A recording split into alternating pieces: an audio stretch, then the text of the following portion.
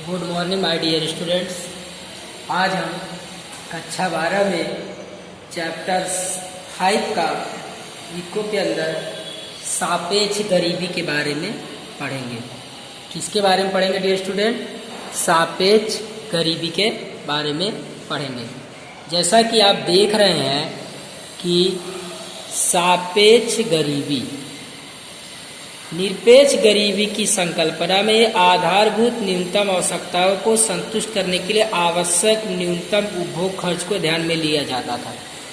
आपने इससे पहले पढ़ा कि जो निरपेक्ष गरीबी है उसमें किन बातों का ध्यान रखा जाता है। उसमें आपने पढ़ा था कि व्यक्ति की जो न्यूनतम आवश्यकताएं हैं उसको ध्यान में रखा जाता था। लेकिन सापेक्ष गरीबी की संकल्पना में समाज में रहने वाले अलग अलग वर्गों के बीच हुई आय के असमान वितरण को ध्यान में लिया जाता है।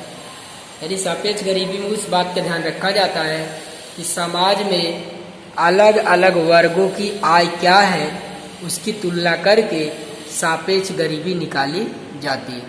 सामान्य रूप से प्रत्येक अर्थतंत्र में आय के वितरण में असमानता देखने को मिलती है। आप जानते हैं कि किसी की आय बहुत ज़्यादा होती है, किसी की आय बहुत कम होती है।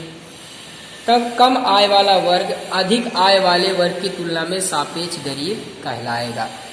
यानी जिसकी आय अधिक है और किसी व्यक्ति की आय, मान लीजिए ए व्यक्ति की आय का, मान लीजिए मेरे पास दो व्यक्ति हैं ए, बी और सी, मान लीजिए मेरे पास 3 व्यक्ति हैं। अब मुझे सापेक्ष गरीबी डिसाइड करनी है।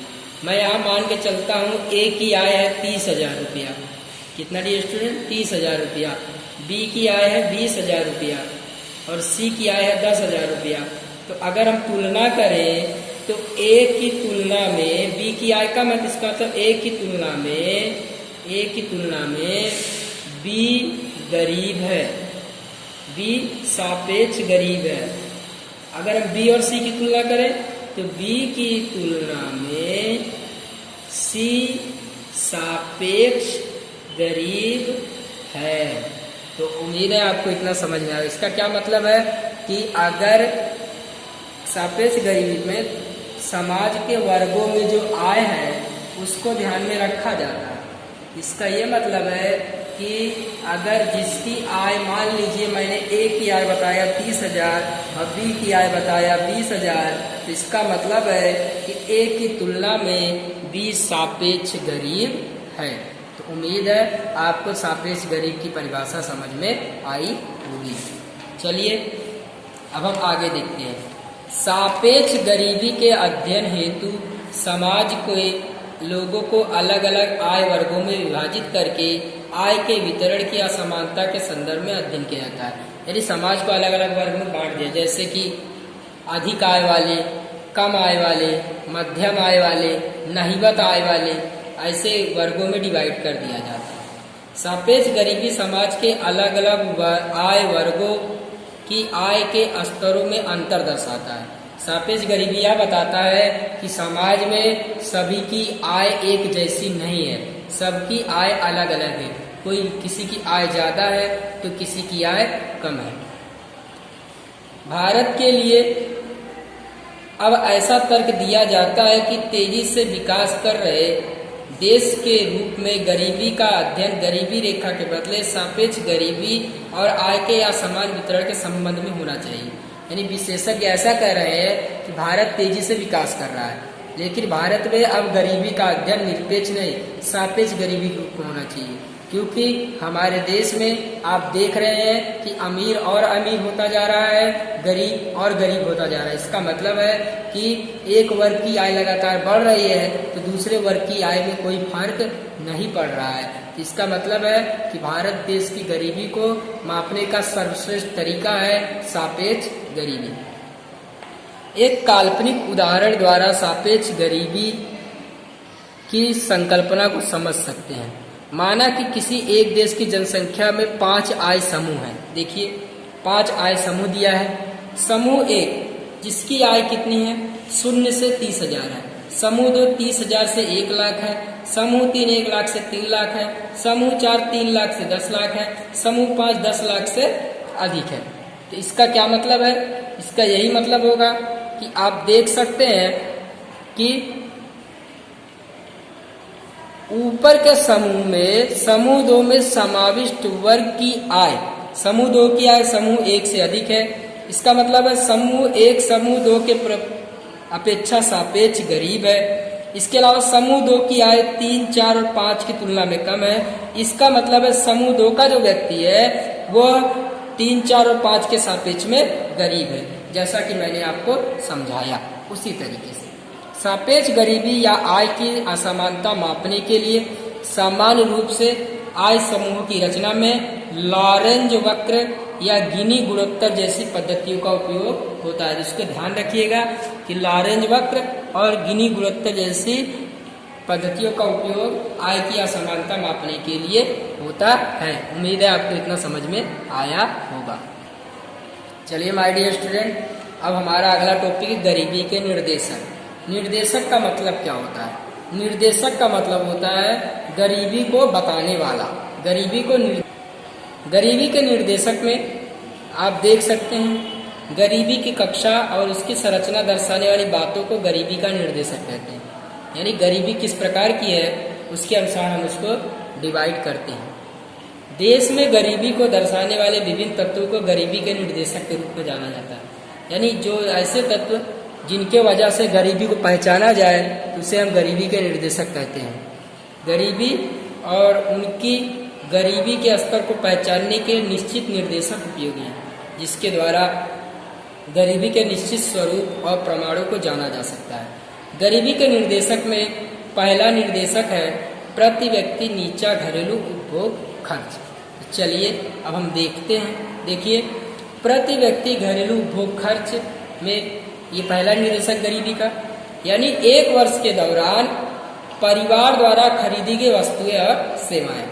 यानी एक वर्ष में एक परिवार कितनी रुपए की खरीदारी करता है, कितना खर्च करता है अपने जीवन स्तर को सुधारने के लिए, उन बातों का इसमें ध्यान रखा जाता है। जैसे टिकाऊ वस्तुएं, कार, वॉशिंग मशीन, कंप्यूटर इत्यादि के बाजार मूल्य में उस वर्ग की जनसंख्या द्वारा भाग देने पर प्राप्त होता है।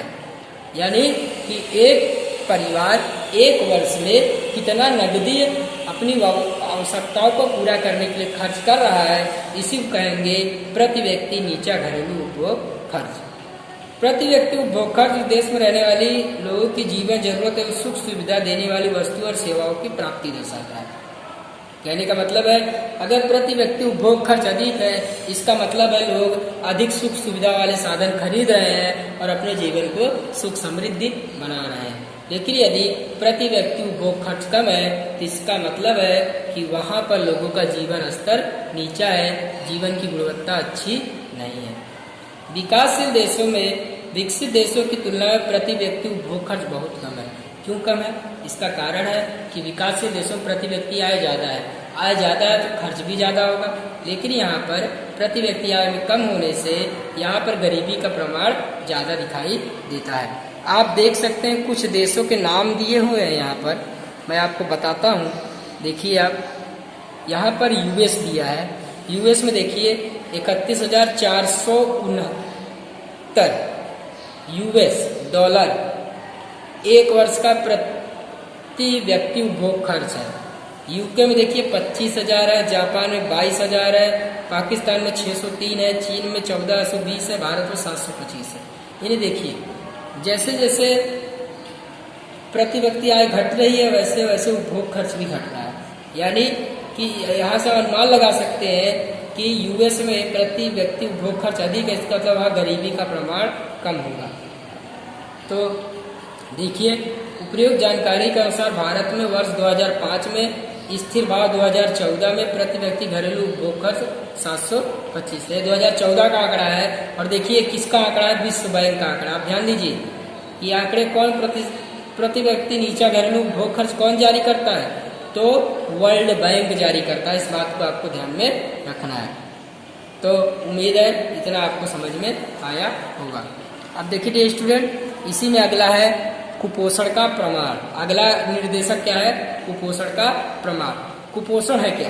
कुपोषण एक ऐसी परिस्थिति है जिसमें व्यक्ति द्वारा ली गई खुराक में पर्याप्त मात्रा में कैलोरी, प्रोटीन, विटामिन, मिनरल इत्यादि नहीं होता है।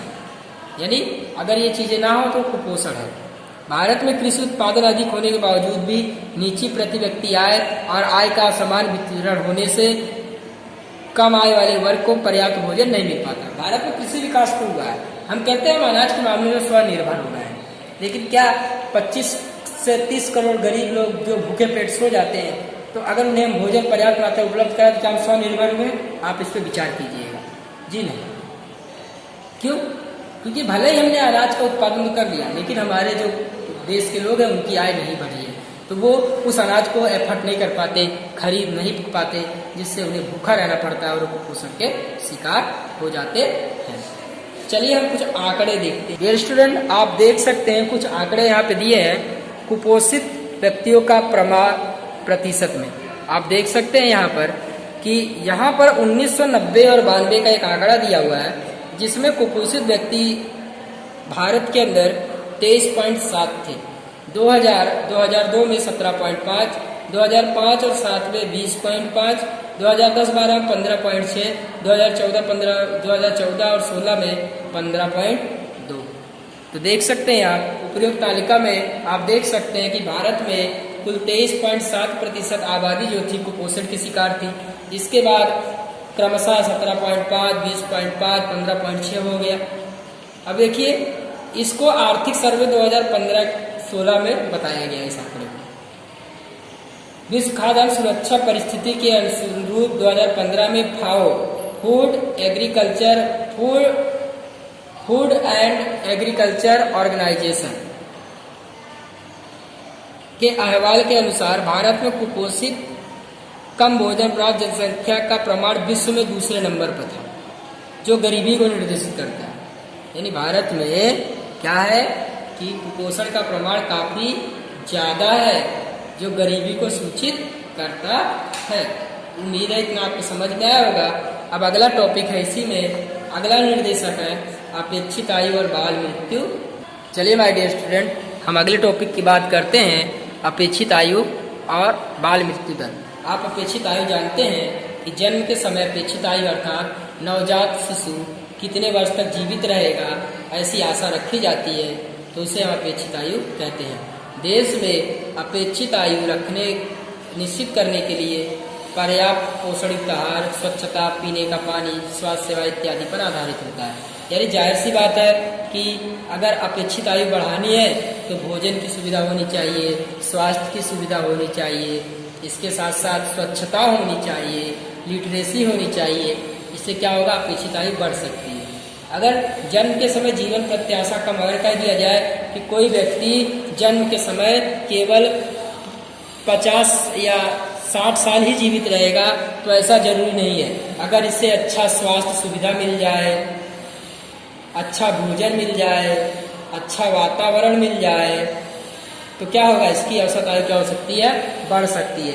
आज आप जापान में देख रहे हैं, कोरिया में देख रहे हैं, वहाँ पर लोगों का जीवन स्तर ऊंचा है, बुजुर्गों की संख्या ज़्यादा है। उसका कारण इसलिए क्योंकि वहाँ पर अपेक्षित आयु ज़्यादा है, और अपेक्षित आयु ज़्यादा होने से वहाँ पर वृद्धों की आबादी भी ज़्यादा है। तो इसका मतलब है तो वहाँ पर स्वास्थ्य सुविधाएँ अच्छी हैं, तो हम कह सकते हैं कि हम अपेक्षित आयु को अच्छी स्वास्थ्य सुविधा, स्वच्छता इत्यादि से क्या कर सकते हैं? बढ़ा सकते हैं। तो उम्मीद है आपको इतना समझ में आया होगा। अब बाल मृत्यु दर की बात करते हैं। बाल मृत्यु दर की परिभाषा आप जानते हैं कि 1000 जीवित जन्मे बालकों में से 1 वर्ष की आयु से कम अवधि में मृत्यु पाने वाले बालकों का प्रमाण। बाल मृत्यु का प्रमाण स्वास्थ्य सेवाओं की उपलब्धता, माता में शिक्षा का प्रमाण, बालकों में टीकाकरण, पोषण युक्त आहार इत्यादि पर आधारित होता है। अगर बाल मृत्यु दर को कम करना है तो अच्छी स्वास्थ्य सुविधाएं दी जाए, माता को पोषण युक्त आहार दिया जाए, माता को शिक्षित किया जाए, बालकों को टीका लगाया जाए, पोषण युक्त आहार दिया जाए, तो हम बाल मृत्यु दर को घटा सकते हैं। बाल मृत्यु दर कमजोर स्वास्थ्य सेवाओं के संदर्भ में गरीबी का निर्देशक है। यानी अगर बाल मृत्यु दर अधिक है, इसका मतलब है आपकी स्वास्थ्य सेवाएं कमजोर है, इस कारण बाल मृत्यु दर ज्यादा है। आप देख सकते हैं यहाँ आंकड़े दिए हुए हैं। नॉर्वे में अपेक्षित आयु 81 वर्ष है, अमेरिका में 79 वर्ष है, श्रीलंका में 74 है, चीन में 75 है, भारत में 68 है। इसका ये मतलब है कि भारत में अभी भी स्वास्थ्य सुविधाएं या स्वच्छता व्यवस्था, उचित वातावरण जीवन जीने के लिए नहीं है, यदि इसमें सुधार की आवश्यकता है। इसी प्रकार से देख सकते हैं नॉर्वे में बाल मृत्यु दर 2 है, अमेरिका में 6 है, यहाँ 9 है, यहाँ 10 है और भारत में 39 है। तो देख सकते हैं ये रिपोर्ट ह्यूमन डेवलपमेंट रिसोर्स 2015, आर्थिक सर्वे 2015, WW डेटा वर्ल्ड बैंक पर आप सर्च करके इसको पा सकते हैं। उम्मीद है आपको इतना समझ में आया होगा। ये स्टूडेंट आज के लिए इतना ही। अब हम इसके आगे का निर्देशक अगले वीडियो में देखेंगे। जय हिंद, थैंक यू।